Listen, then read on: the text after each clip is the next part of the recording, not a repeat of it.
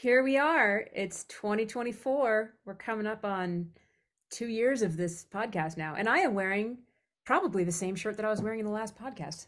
Chances are. Because I've been wearing this shirt for like a week because I love it. I did wash it. I did wash it, I promise. Anyway, you might notice that we are in different locations this time. I am in our regular home studio, and Justin is. I'm at my mom's house in Tallahassee, Florida.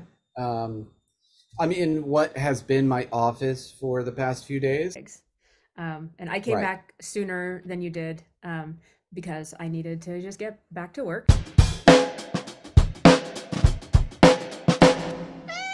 Anyway, it occurred to me that while we were hanging out in Tallahassee, we listened to virtually no music whatsoever. Did that ever cross your mind? It crossed my mind because my brother often it has music playing kind of loud in the truck when we're going places, and I find it mainly bothers me. Um, Granted, it's local terrestrial radio, so it's all songs you've heard Mm. multiple thousands of times. So that's a little bit of it. But yeah, at the same time, it is weird that, you know, um, yeah, we never really listen to music recreationally. I do. I do in the car. I mean, I listen to 102.3 a ton. And here's maybe what is the better point. We never listen to it recreationally together. Not never, but rarely. I listen to a ton of music by myself. And I listen to a ton of music by You myself. listen, right. It's just not something we put on when we're together. Yeah, we rarely even have dinner or have music under dinner or I guess like when we're sometimes, hanging out yeah. at the house. Once in a while I put something on, but yeah, it's Right. like we spend so much time around music that like we need some silence sometimes. It's literally what got me into talk radio, and then now I'm into podcasts and stuff, was all those years working on music all day, and then you get in the car to drive home, and the last thing you want to hear is more music. Like, I just got 12 hours worth of, like, I want to hear a guy talking. Like, Right. Yeah, kind of funny. um, Well, yeah, and it's funny. Yeah, it's that's a great observation, though. I just it was even because we weren't working in music the last week, I guess I noticed the lack of music in my life.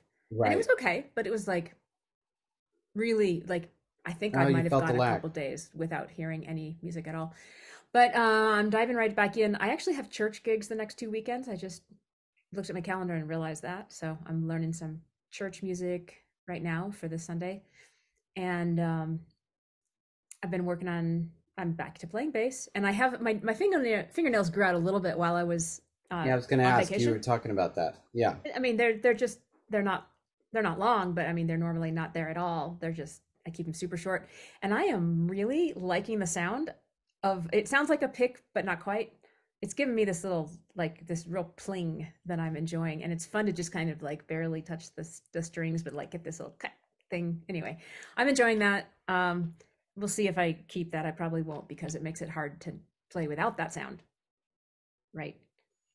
Yeah. You were Right. saying you like to have Yeah. little fingernail. Anyway, um, Yeah. mhm. Well, I play, I mean, specifically why I say that is because I've really gotten into where I play with the pick and then these two fingers and occasionally all three. Oh, But I've gotten so used to playing so much stuff that way that if I don't have fingernails there, I feel really hamstrung. I'm just not doing it all with a pick anymore. I see. Um, and so that's why I was saying, like, having it grown out a little bit is like I need it. Otherwise, I feel like I can't really, um, Yeah, I was actually you know, wondering what you meant by that text because I was like, well, doesn't he use a pick? Like, why would he need fingernails? And so I'm glad we're clarifying exactly how you. I have, yeah, I've gotten into where I probably am hybrid picking to some degree, like 25% of the time. And then probably more importantly than that, we were talking about this. I don't think we talked about it on the podcast. It's an interesting, we always talk about the evolution of your playing and where I feel like I've been evolving this vocabulary of the way I hit any given note and where I've kind of figured out like I have like 10-ish articulations. Oh It's yeah. not just hitting the note, it's hitting the note with the pick angled a little bit, and then it's hitting it with the front half of this finger or the back half of this finger, or it's hitting with this finger, or it's tucking the pick and hitting it with the first finger. And like all of those sound slightly different. And that's sort of what I've been evolving into my sound, is not just playing the line, but trying to put in all these different articulations of like when you hit it with your finger, it doesn't quite sound like the pick. Mm-hmm. And kind of making it talk Yeah. that way Yeah. rather than it just being notes like a piano or something where it's like A C D G whatever, like it's got all these different. And Right. that's where I need the nails on the fingers, because I'm constantly like switching back and forth now. um Mm-hmm. and it's one of those things you don't necessarily practice, but you just sort of like wade into doing to goof around with it, and then you just find yourself doing it more and doing it more, and Mm-hmm. and you're just Mm-hmm. looking for a sound that's in your head, I guess. um Mm. I like that. yeah. Do you Singers. feel the same way about the pick thing with your fingernails? Yeah, I feel like I'm exploring new ways to interact with the instrument. It's not just like fret this note and pluck this string. I've had some vocabulary with my right hand already, changing Mm-hmm. the angle of my fingers, changing, the strength with which, and where I'm hitting on the string, like which bridge I'm or which pickup I'm closer to. So that stuff isn't new, but introducing, like, I'm using the pick or I'm using my fingernails is a pretty big change. And then another thing that along these lines that I am experimenting with, and it's really opening my, I guess it's expanding my skills right now, is I'm learning songs that Tyler plays, our friend Tyler. Mm-hmm. And he tends to play on the same string more often than I would. So like if I'm playing a pattern, I usually will try to do it without moving my hand too much. And so that might take me down to the lowest string or up to the highest string. And he likes to stay more on the same couple of strings more often because they have a more consistent tone, obviously. Mm-hmm. Of course they do. Sure. And he says the low notes tend to get in the way of, in this particular band that he plays in, there's a cello. So there's a lot of low end stuff going on. So he likes to play notes that are more mid rangey. So he tends to avoid the B string, the low string. He tends to Mm-hmm. avoid the E string at times. And he tends to play middle to high on the fretboard a lot more than I do. So I'm having to think differently, not having to, but I'm choosing. It's a great way to learn to think differently about where my notes are. And it's like I'm finding it much easier now to find, like, if I'm on the route and I need to play the 3, like all the different options for where the 3 is are coming to light now more than they were before. Like not just the one up and the one down, but like the one down that's over there, the one up that's over there. And I'm hearing all the tonal differences, and I'm really hearing the reasoning behind what he's doing, and it's making sense to me. Yeah, that's that next level of kind of like musicianship. That's not surprising. That guy's such a monster musician that he's thinking that. My point is that next level of musicianship is not just thinking about, does my part fit technically with what harmonically and rhythmically is going on, but does it fit, meaning I'm not stepping on anybody else's toes. Exactly. Yeah. In the way that if I'm playing guitar with a bigger band, a lot of times I'm very rarely playing, a guitar has 6 strings. I'm very rarely playing 6-note chords because there's just no reason to. Like somebody else has those notes. Mm-hmm. And sometimes it's good to like double up on certain things, and then other times it's like I'm going to stay out of the way, you Mm-hmm. know, and just Mm-hmm. being aware of what other people are doing and going like, oh, you know. Yeah, and this, I'm finding that this is a whole new level of that kind of awareness, because it's not simply picking the octave. It is that, Mm, but it's also picking which string I want to play that specific pitch on, because if I'm on the E string playing a certain note, it sounds like it has more low end then the very same pitch played on the A string. Yeah. So And that's where you're starting to get artistic, like yeah. the cool thing Yeah, it about it is is. that, like, as you know, Tyler recorded some videos so that I could learn pretty accurately because the bass isn't very loud in the studio tracks. So there's a lot that I could not hear that he was doing that is pretty Hmm. complicated. So I have the luxury of seeing exactly what he's doing, and not that I need to learn it note for note, but I'm trying out his way of doing things, and I am learning how to think how he thinks, and it's making sense to me. So it's really cool. It's like a big brain expanding kind of activity. Yeah, you can really learn so much from other musicians that way, where you go like, oh, I see how you're thinking of that. Like, Mm-hmm. what's that great phrase that Nate said? Maybe we even said it on the Oh podcast, yeah, we but did say it last time. Like, you'll find your own solutions to the same problems, yeah, that's totally it. or Yeah, a different way of saying the same thing, or something like that. But I think it was a problem phrasing. Yeah, yeah. No, that's so interesting. yeah.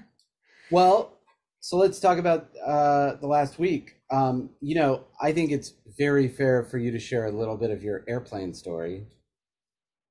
What was my airplane story? What was your Oh, airplane story? oh.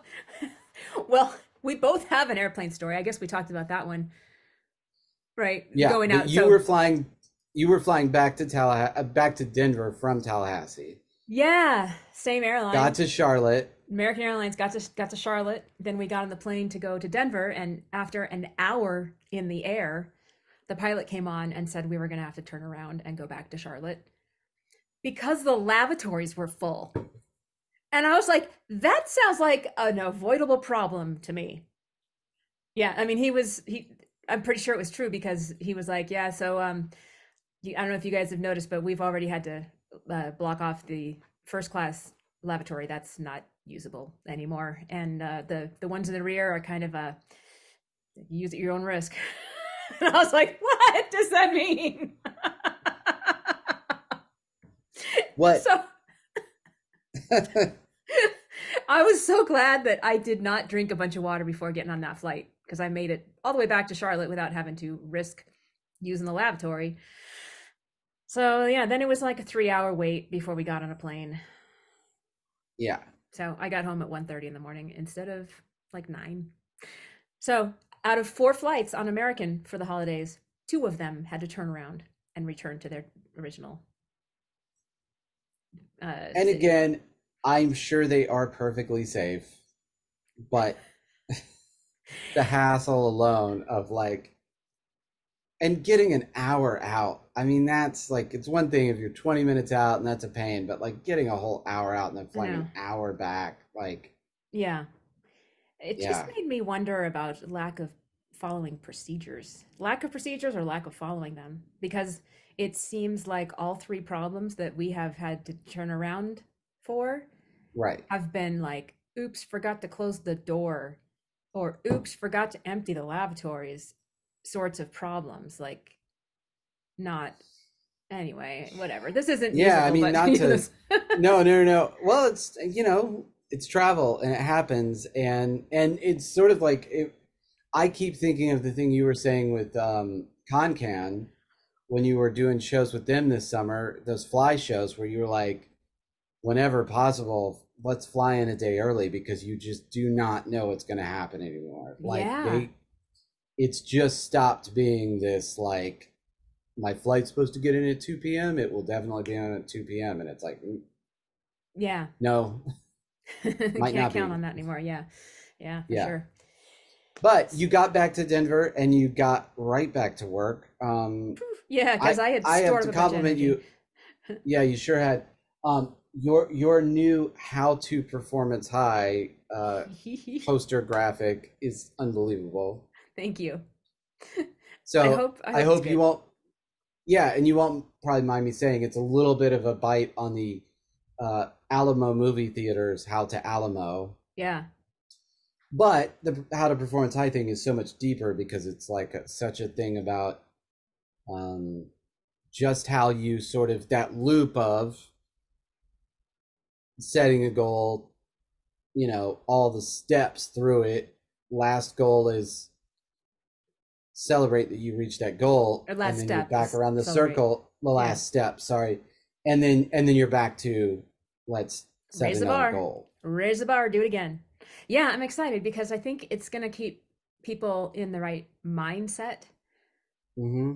Um, so this ties exactly into a lesson that I had today. So I had two lessons today that were supposed to be voice lessons that ended up being just talking. And the first one is exactly what ties into this. I had, it was my second lesson with a student in Connecticut. In the first lesson, I really drilled a particular technique I thought she needed. It was, I wasn't sure if I was successful with it, but she walked away saying she thought she had some good stuff to take with her. She came back to her second lesson today and said, I don't really know what to work on because I am completely happy with my voice now. I was like, what? One lesson? They had gigs over the holidays. They had 3 gigs over the holiday break, and she's like, yeah, normally there's something I don't like in my voice. I'm totally happy with my voice now. And she's like, so I don't know what to do here today. And I was like, oh my gosh, Well, that's great. That's it's great. great, it's great. But what we ended up doing was using the time to talk about how to become part of a music scene because she and her Mm, husband have a band. It's an Irish tilting band, and but they play like locally in these small towns. And she wants to get more into the Boston music scene. So we talked the entire lesson about website and identity and how to connect with people and some specific ideas for how to connect with the people she wants to connect with and how to make music videos and how to release music and all this stuff. So the cycle that you're talking about that I drew in this format right. of like step by step is we call it the goal growth cycle. Set a goal, grow, meet the goal. Set a new goal, grow, meet the goal. Right? It's a cycle. And it seems pretty obvious when you say it, but I think sometimes people come to lessons and they're like, I have one thing I want to fix, and when that's fixed, I'm done, I'm going away. It's like, well, Right. do you not have any additional goals beyond that? Is it, I mean, maybe you are totally happy with your voice now, but now the whole world opens to you. Now you got to find some better gigs and you got to meet some more people, and we can help you do that. And so the goal growth cycle is going to become a core part of Performance High's messaging and operations. And it's not just a thing we're going to put on a wall. It is like a thing that we have actually built some processes around to help teachers and clients continually execute on it. So it just, I thought of that because like this is an exact example of a student who maybe without that mindset um, might have taken 1 or 2 lessons and been like, cool, I'm good, bye, I'll see you later. And now she may be working with you because Oh, because yeah. I was like, Justin's really good at bios and it sounds like you have a good story, and Justin's really good at identity and blah blah blah. So yeah, anyway, then my other talk only lesson today was Tanner from Steamboat. He just had a headache and didn't want to sing. But we looked at some of his performances from, I guess, last week at Schmegady's up in Steamboat, Oh, and yeah. and did some performance analysis. And he's a great student who thinks in terms of like, yeah, what I'm doing is good, but what can be better? He always just wants to know. Like, he's like, Right. I'm pretty happy. Sometimes he'll come to a lesson, he'll say, I think I'm pretty happy with how I'm singing this, but I'd love to know what you think. And usually we're pretty much on the same page. And I'm like, yep, you're right. You're doing that really well. But there's this one thing that I would like you to think about. And Right. there's always something. I can always find something. And he's always really happy with the lesson. Yeah. Well, and you always should. I mean, I was talking to somebody just the other day. I was talking to my brother about it, and like, sort of no matter what you're doing in life, I mean, we've talked about it before, but like, you ideally should always be looking back at yourself. Pick a number, 5 years, 10 years, whatever it is. You should be looking back at where you were at some amount of time ago and go like, man, I'm so much better. Like I had no, Mm-hmm. like I was fine then. I was fine. Nothing to be embarrassed about. But the musician I am today, I didn't even know you could be that good of a musician 5 or 10 years ago. Yeah. I didn't even know that level existed. And looking back, I'm like, oh, I was fine, and people enjoyed what I was doing, and it was great. It wasn't that I was bad. It's just like now looking back, I'm like, oh my gosh. And you should feel that way because you should be improving, and that goal growth cycle is, I think, something we both really do kind of naturally. I mean, maybe you do it a little more planned, and I don't really plan it, but at the same time, that's a real part of my life, is that like, oh, I don't like this thing that I'm doing, and I'm going to work on getting that smoothed out. Whatever it is, I mean, there's just always ways you could be better. And like, Yeah, exactly. I've said it a million times. That's what's fun to me, is like getting better, Yeah, it is fun. I Yeah. agree. I It would totally agree. almost seem boring if you got perfect and you were just perfect all the time and you were amazing every time, and I would get it bored. it would be like, well, then why are we doing this? Yeah. Because we know how it's going to turn out, you know? Yeah. Yeah, exactly. Yeah. So, Anyway, we should probably start wrapping pretty soon because you've got still work to do tonight and it's late over there in Florida. But one other thing to mention yeah. is that stage performance book that we announced that we were writing. I started an outline this morning because I just, wanted to get it going before our weekly meetings to actually write it. And that outline, it's 4 or 5 pages. I mean, it's dense. It's like single spaced, dense, like 10-point type, and it's like 4 or 5 pages long already. It just spilled. It took like a half an hour. Wow. It was like, just wrote itself. And so I can't wait to see what you have to add to it and what we both add to it as we work on it. But it's going to be so easy to write. Yeah, it's all there. I mean, it's sort of all there. I mean, it's stuff we talk about all the time. It's just getting it into a pretty looking form. Yeah. Or, Exciting. Yeah, no, that's so great you did that. That's amazing. You sound so Yeah, you sound so tired. I'm exhausted. Yeah. It has been, yeah. Well, why don't you go Tired. bounce that clean version of that one song, Yeah, I gotta and bounce a clean version. I'll edit this one. Yeah. Yeah, that sounds good. And yeah, gosh, boy, I'm running out of gas. Guys, we are sponsored as always by Performance Live Voice and Music Studio. And the concept of fishing. The concept of fishing. You can do as much as you want of it. Which we haven't even talked about, but that's what he's been doing. Yeah. Anyway. Not like you're going surfing. Yeah. That's not the sun and sand that you're talking about. No, that's not the sun and sand. We've been traipsing through wildlife preserves. Anyway, it is very nice to see you, and I hope to see you in person soon. That's not for you guys. That's for this person. And another week. All right. Thank you guys so much. And thanks for watching as always. And we'll see you soon. See you next week. Bye.